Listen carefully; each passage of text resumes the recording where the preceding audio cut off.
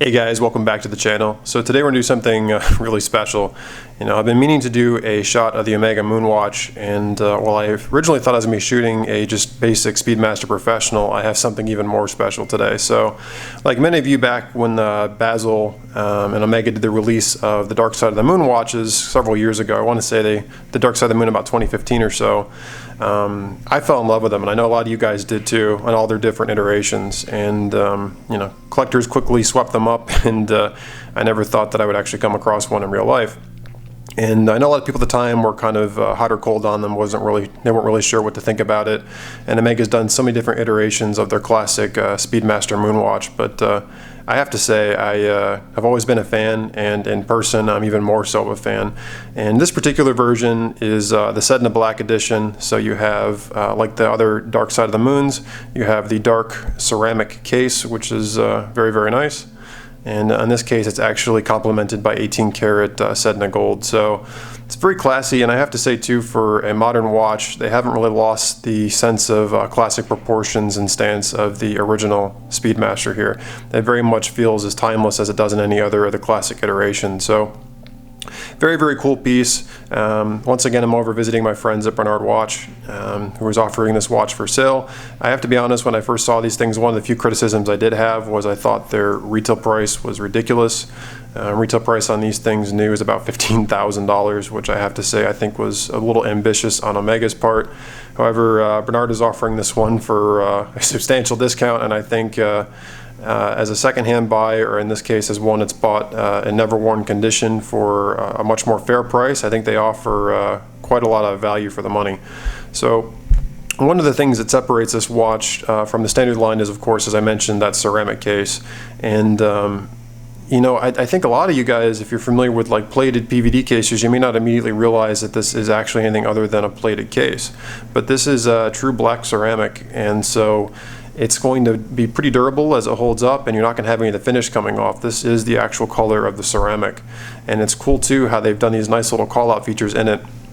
I think especially this dark color with the gold highlights, I think is an extremely classy dial. And the extremely classy dial in this silverish color, the watch is just really, really classy. The gold is just I think a perfect accent for this darker color. Now, I am slightly biased. If you guys know me, I tend to prefer moodier colors, but this is almost like a rose-colored gold, and it's very soft, very elegant, and I think it just perfectly complements this watch. And I love the color of the dial as well, and definitely some of the images I've seen of the moon, especially vintage ones from the 60s that are in black and white, you've definitely seen kind of this color tone in some of those images, and I definitely think that this very much is a nice nod to the heritage of this watch, but with a little bit of a modern twist, especially as ceramic has kind of been a knit metal, or not metal, but material for recent watches.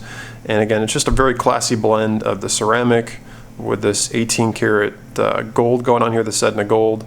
The watch just really works, and it's complemented by this lovely black alligator strap, which I think they've done a very nice job too at kind of keeping with the general aesthetic of the watch. So now that we've kind of talked about the case a little bit, it is very traditional proportions. However, this is a little bit of a larger watch.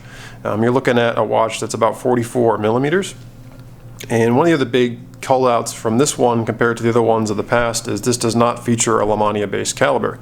This actually features one of the newer in-house 9300 cal Omega movements. As with all modern Omega calibers, it is of course coaxial.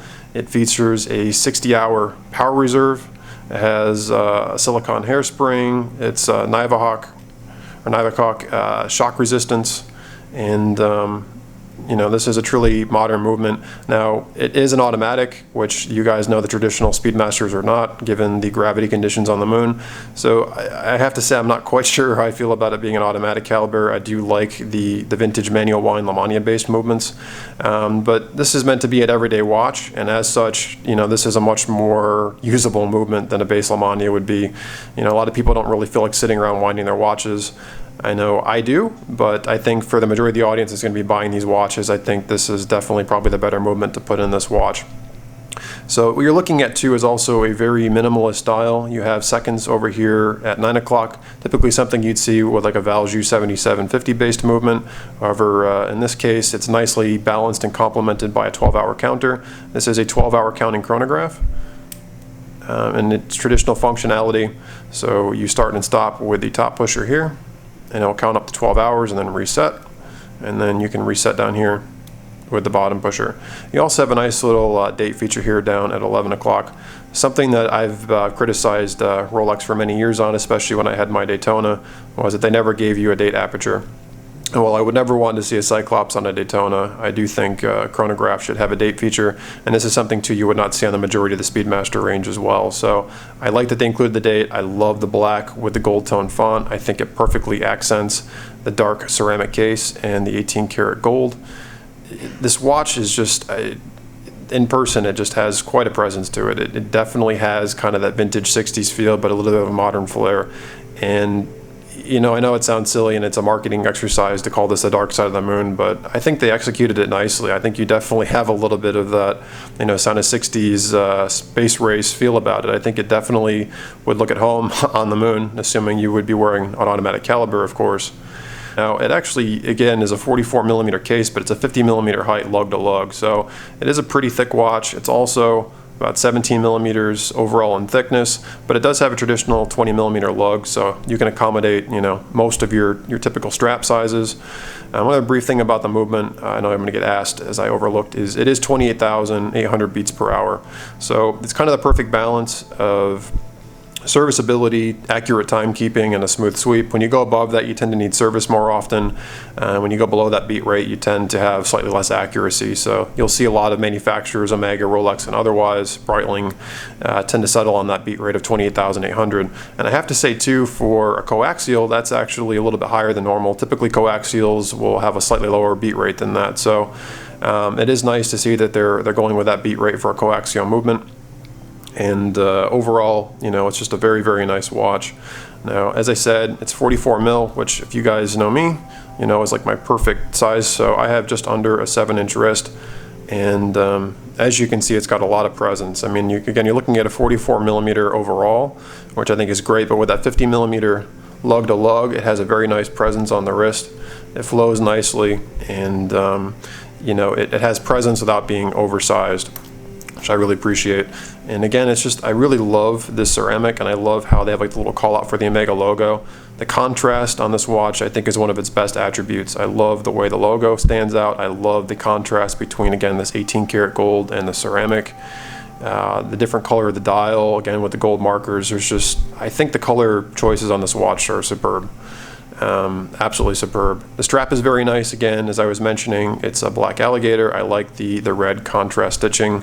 I think that's kind of a cool little sporty nod to it. Pretty cool. And it does, of course, come complemented with this really nice titanium ceramic triggered deployant, which you can see here. And the machining on this is superb. I think even if you paid the full $15,000 retail, you would not be disappointed with the fit and finish on this watch. This thing feels delicate in the best way possible in terms of it just feels like a fine piece of jewelry the way they've done this clasp. It's pretty impressive in the hand. And of course you would just line the strap up here.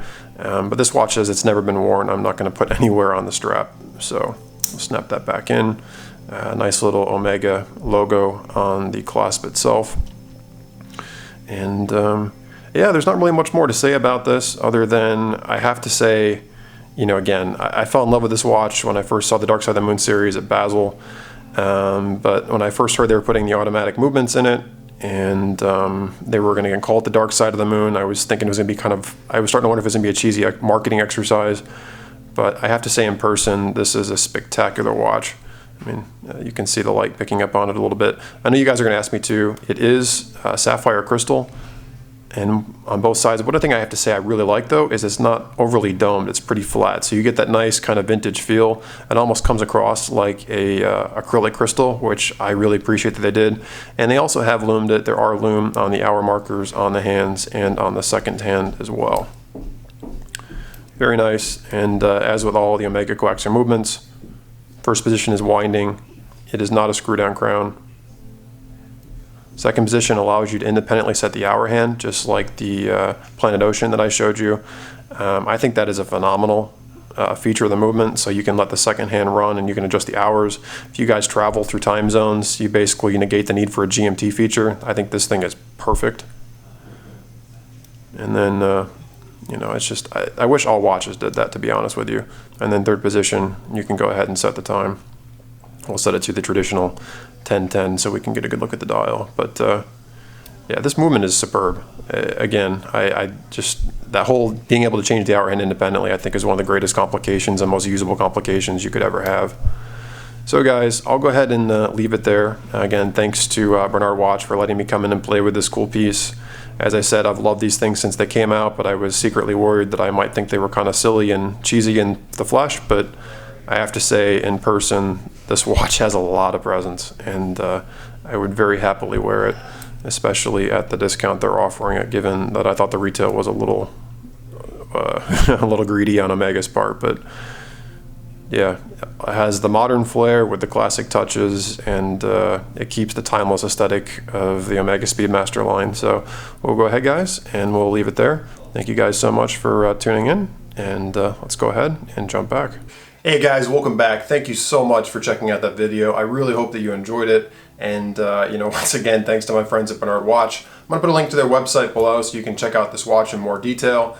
And as always, guys, comment section is open and it's yours. So let me know what you guys think below of the video, the dark side of the moon, and anything in general you guys want to talk about. It's yours for free reign. So if you haven't already subscribed to me, please, somewhere around my head, you find the icon and subscribe. I'd really appreciate it. If you like this video, please give me a thumbs up. It really helps. And as always, guys, hope you guys are having an awesome day. Take care, and I'll catch you guys real soon.